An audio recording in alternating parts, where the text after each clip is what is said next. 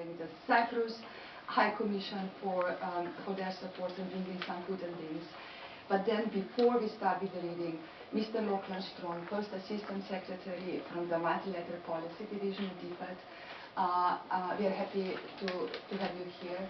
So please, can you make some remarks?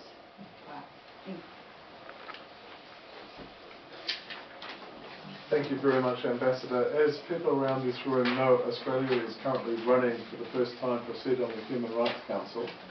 And the vote is in October, and we would, if we're successful, take up our term on the Council from the 1st of January.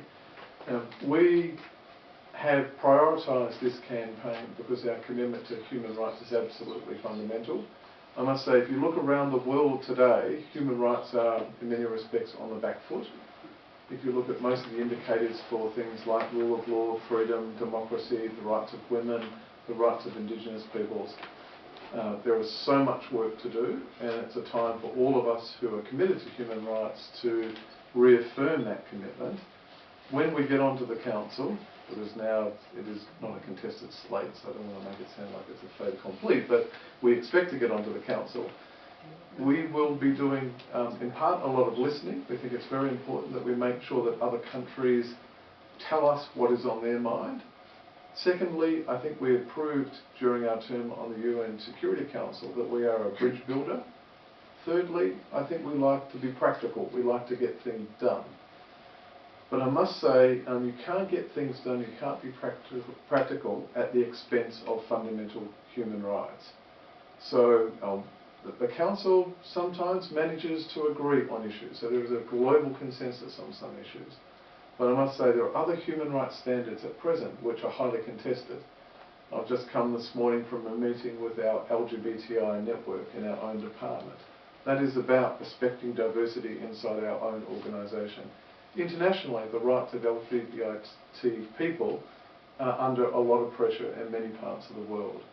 So there are a whole range of things which we'll be doing on the Council over the next 3 years. It's also very important for us that what we say internationally, we do at home. That's why, for instance, we have committed to ratify the optional protocol to the Convention Against Torture. That would set up an inspection mechanism which would allow an independent body to inspect all detention facilities in Australia. Of course, that is particularly important after the shocking revelations we had about what was taking place in one of our youth detention centres in the Northern Territory. That underscored, I think, for all Australians, the need to make sure that human rights in our own country are in order. None of us are perfect. We all live in glass houses. We all make mistakes. We all have things to do. And I must say, as an Australian, I would regard the need to genuinely close the gap for Indigenous Australians and to address the many wrongs that have been done in the past as the single most urgent task that we face.